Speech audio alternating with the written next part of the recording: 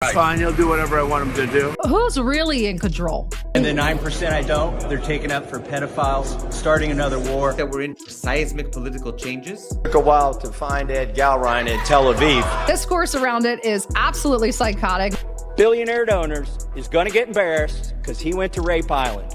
American people need to wake up.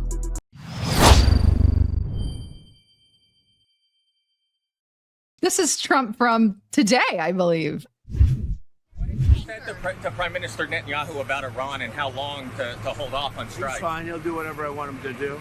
He's a very good man. He'll do whatever I want him to do, and he's a great guy. To me, he's a great guy. Don't forget, he was a wartime prime minister, and he's not treated right in Israel, in my opinion. I'm right now at 99% in Israel. I could run for prime minister, so maybe after I do this, I'll go to Israel, run for prime minister.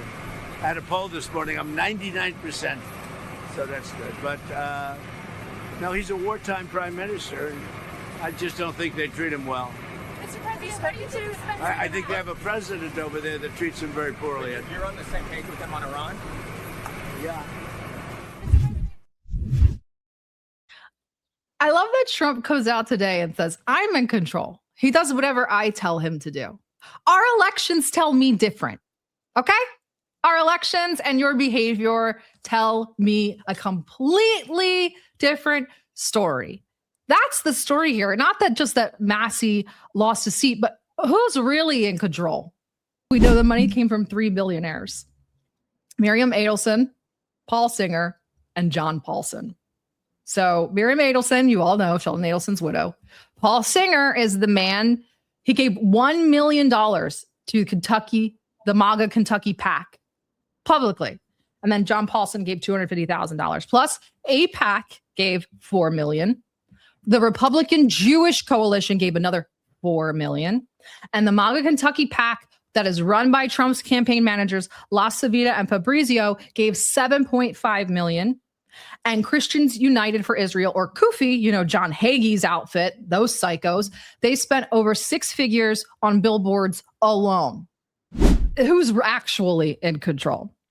So Thomas Massie obviously lost his primary. See, it's the most expensive House primary in American history. The discourse around it is absolutely psychotic. We're going to start with my favorite psycho, Loomer, who says that the Kentucky election must have Russian interference. Why? Because RT posted her video. This is what we're dealing with in America. This is the type of reasoning. And this person is a high-level advisor to Trump. That was literally her video. Yeah, that's her video. And I'm going to play the video. Because it's just comedic gold. Like, it's incredible. So that was her on election day. She's accusing Thomas Massie of Russian election interference, with the evidence being that RT covered him, which and the clip she shows is her clip. She says, Massie says Israel is interfering in his election, but so far I just see Russian and Iranian interference. Weren't we the ones that called that Russiagate, and they were also saying that Russiagate? Well, you see. And here's the clip she shared. So this is important anyway, because I wanted to show the clip. This is one of Laura Loomer's employees harassing Thomas Massie months ago. Many of you might recall. So, Congressman, in the last 2 weeks, you repeated AOC's talking points on Venezuela, and Jasmine Crockett has retweeted you. When will you change your party affiliation to Democrat? I thought you knew. I vote with Republicans 91% of the time. And the 9% I don't, they're taken up for pedophiles, starting another war, or bankrupting our country. First of all, Laura Loomer, hire men that have gone through puberty. I can help if you need them. Secondly, that last sound bit is it. I vote with them 91% of the time. And when I don't, it's when they're protecting pedophiles and putting us in new wars. That is wrong. Do not let the Senate muck this bill up. And if you're a party to that in the Senate, you are part of this cover-up that we are trying to expose. I am sorry if one of your billionaire donors is going to get embarrassed because he went to Rape Island. That is what they have coming. In fact, they need to be on the other side of bars, a lot of them. Some of them will be embarrassed. but some of them need to go to prison. Don't forget what MTG revealed, and she revealed it again, poignantly, on purpose. In her private discussions with President Trump, he looked at her right in the face and said, "We can't release the files. It'll hurt my friends." And what else did MTG tell you? You're not going to vote yourselves out of this. Yep. That's why the loss of the seat isn't what's important. I mean, it's sad.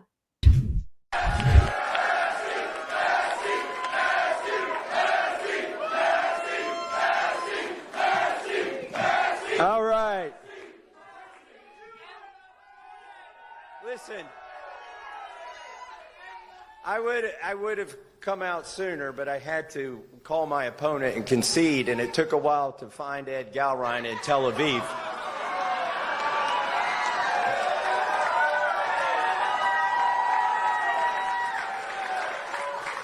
I did get the call through, though. I have called and conceded the race. We've been honorable the whole time, and we're going to stay that way. So he knows. He knows who beat him. And I think you could kind of tell that he's not even sad. Well, maybe he's sad. He's not even angry. He's just like, he's not listen, the fight he doesn't continues. seem phased. He's not phased. So, and I just want to remind you again, the money came from mostly the individuals were Miriam Adelson, Paul Singer, and John Paulson. So Paul Singer is the Venezuela connection here. He gave $1 million. Again, he gave $1 million to Kentucky AIPAC, or the Kentucky PAC, sorry, MAGA PAC.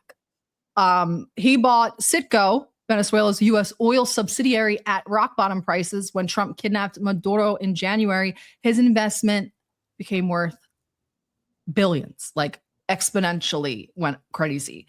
Massie was one of the most vocal opponents of the Venezuela regime change in Congress. He co-sponsored war powers resolutions to stop it. He said on the record, "It is not American oil, it is Venezuelan oil." And then Singer donated $1 million to defeat him. Yep. Ed Gallrein. Who the hell is this guy? Nobody knows. I've asked everybody. Nobody knows who this guy is. I've even asked people in the Navy. He claims that he's SEAL Team 6. Cool. Most people that were or are SEAL Team 6 don't talk about it unless it's public knowledge. He claims he's SEAL Team 6. Hegseth said he rose into leadership within the elite ranks of SEAL Team 6, one of the most demanding combat organizations on planet Earth. He was probably like a logistician or something, but because his record is completely classified, completely sealed. And he brags endlessly about countless deployments to the Middle East, to Latin America, but he can't say anything specific about them. Not even where they were, not even the countries. In other words, this dude's probably a fucking liar. Okay. Secondly, he refused to debate Massie. Massie offered him tons of different venues, tons of forums, including a statewide Kentucky educational state television. And Massie would go to these events and sit next to an empty chair. Wow. So he said, when voters asked him why he wouldn't debate, Gallrein said, "I'm debating him every day.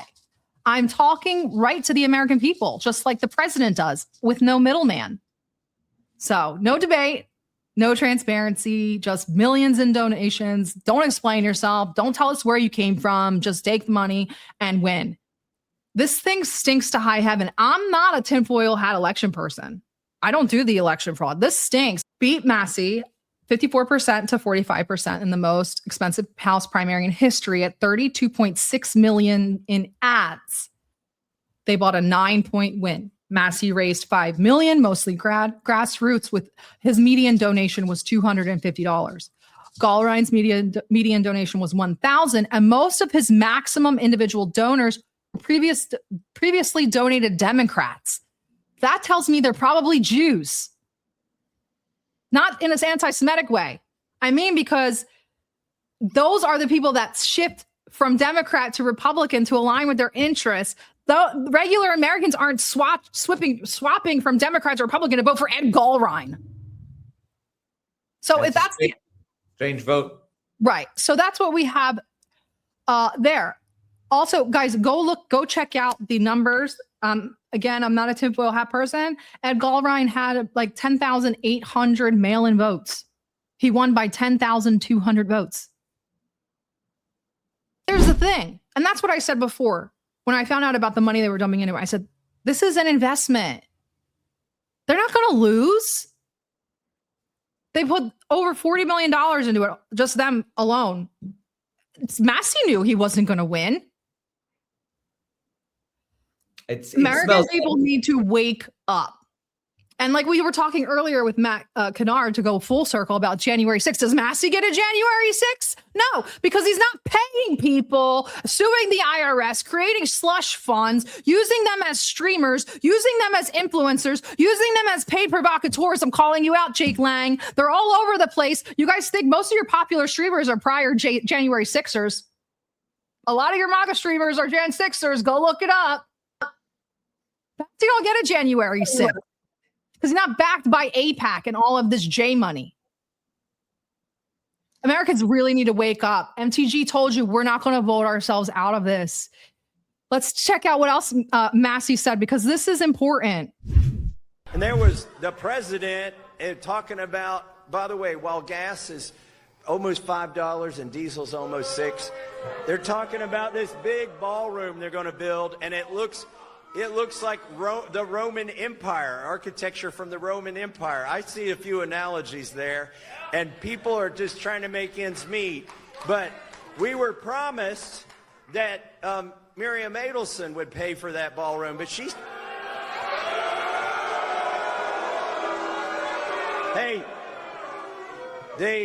spent so much money in this race, they're going to have to reduce the footprint of that thing. I know he's joking, but they just shifted the bill to us. Did they really? Miriam dumped her money in your primary, and so we got to pay the bill for the ballroom. What can you say?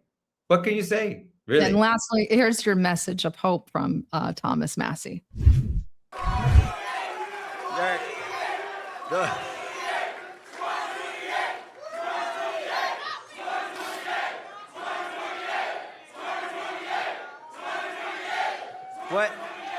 What happens in 2028? You want me to run for Congress again? I don't know what you're talking about.